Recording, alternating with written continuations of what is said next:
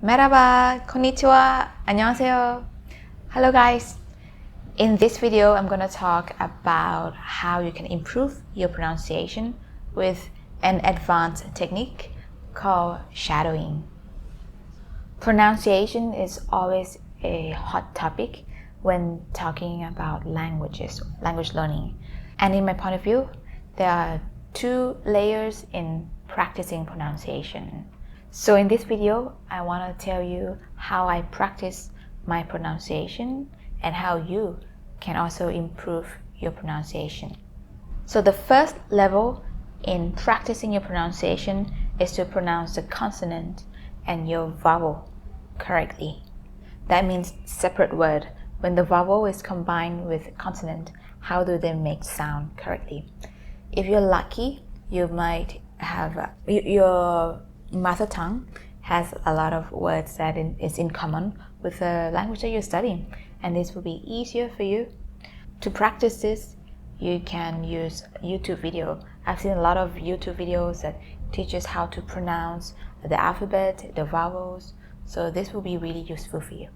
Some of the examples of this level of pronunciation is, for example, like the ow, pao in Spanish, in Portuguese, and the r in Spanish, the r in French, like where you have to use your throat, like r, like that, right? The ng in Thai, or the so like in Thai. These are the sounds that you have to know how to pronounce correctly. They are the basics, and if you cannot pronounce them, you will never sound like native because it's part of the language. However, today in this video, I want to really focus on the second level of practicing your pronunciation. So even after you know the alphabet, you know how to pronounce the word correctly, but when you string them together into a phrase or into a sentence, the sound change, because in language, especially spoken language, there are cuts, the word transform into another word, there are a lot of changes that is going on when you string the word together. The flow is different from just pronouncing the word separately one by one. Let me give you some example. So in English, you might be able to pronounce what are you doing correctly, right? Like word by word. But when you combine them together, it becomes, what are you doing? What are you doing? What are you doing? So saying it fast and saying it separately sound like different word, right? And another example from Korean. 왜 그렇게 했어요? Maybe you can pronounce 왜 그렇게 했어요. But in order to create a proper meaning, in order to convey the feeling that you want to convey, and this word means what are you doing here, you have to have that 왜 그렇게 했어요 in order to sound native. And one example from Turkish, eve gideceğim, I'm going home. Eve gideceğim turns into gideceğim in a spoken language. So see, from gideceğim, you cut it down to gideceğim. If you say gideceğim, then you will not sound like a native speaker.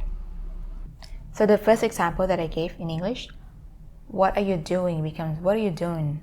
It's like the words are combined. It's how the words are combined and turn into different sounding sentence. The second example that I gave was in Korean. 왜 그렇게 했어요?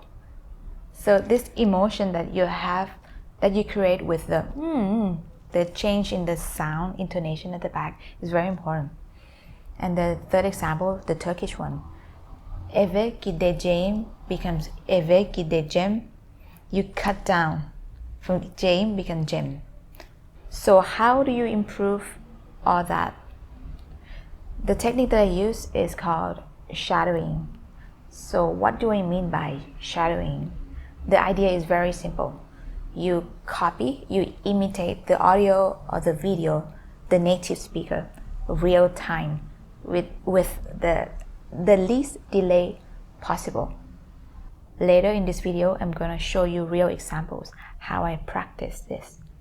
But what I always do is I find a video, an audio, and I turn it on and I listen to it and I copy exactly what the person is saying. If the person is laughing, I laugh as well. I imagine that I'm that person. I imagine that I'm the speaker. I'm in the story. If the person is shouting, I shout.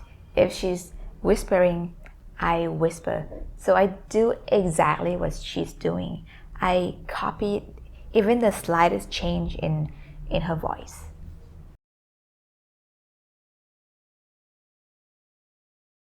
엄청 빠르게 잘했거든요. 운전을 잘했거든요. 그래서 전 오히려 걱정을 그래서 저는 했어요. 오히려 걱정을 제가 했어요. 차를 몰면 과속을 하지 않을까 그런 그런 쓸데없는 쓸데없는 걱정을 걱정을 했었는데요. 실제 annem kitap okuyarak, kitap okuyarak yemek yapıyor. yemek yapıyor. Yani annem Yani annem hem kitap okuyor, hem hem yemek yapıyor. yemek yapıyor. Yeni bir yemek. Yeni bir yemek. Et Et vous voulez vous recommencer voulez à apprendre apprendre la la langue langue de de Molière. Mais le problème, c'est que Mais le vous problème, ne c'est savez que pas vous vraiment savez comment pas faire. vraiment comment Justement, faire. dans cette Justement, vidéo, dans cette on va vidéo, voir on va quelques voir techniques quelques pour techniques. So this is a pretty advanced technique. If you don't really know the text, if you don't really understand, you might struggle to really say it. So what you can do is you can lower the speed down to 0.575. In YouTube, you can do that very easily. And also you can study from text first. So you can be listening. If you have a transcript, that will be perfect. Listen to it while you're reading. And then after that, the second time that you do it, or the third time that you're doing it, do it without the text and just try to listen to the sound and copy exactly what the person is saying. You don't have to understand everything that they say because the point is actually not learning the vocabs. I think if you get to about 95% or 90% of what you're hearing, if you can understand about 90 to 95, that's enough. You can still mimic, you can still copy. Because we're not focusing on learning new vocabs now, we're focusing on the flow of the language. You can imagine this technique like trying to copy your friend. Like when your friend say, "What are you doing? What are you doing? Hey, stop copying me. Hey, stop copying me. Hey, I said stop. Hey, I said stop." You know, something like that. So how do you know if you're saying it correctly or not? I think it's like singing. For example, if you can sing "A Whole New World," and if you hear yourself singing "A Whole New World," you know that you are saying something wrong, right? So it's about practicing. You have to practice enough that you hear the change in your sound that is not like the audio. You feel that something is off when you're speaking. But if you say you cannot hear it, then what do? Then you practice more. The more you practice, the more you get it. So to summarize, even if you know a lot of words, it doesn't mean that you're pronouncing it like the native like. When you combine the words into sentence or phrases, the sound get cut, the sound get changed, it get transformed. So the best way to get a more native like accent is to mimic exactly what you hear. If you like my videos, I have a Patreon page where you can support me starting from $1.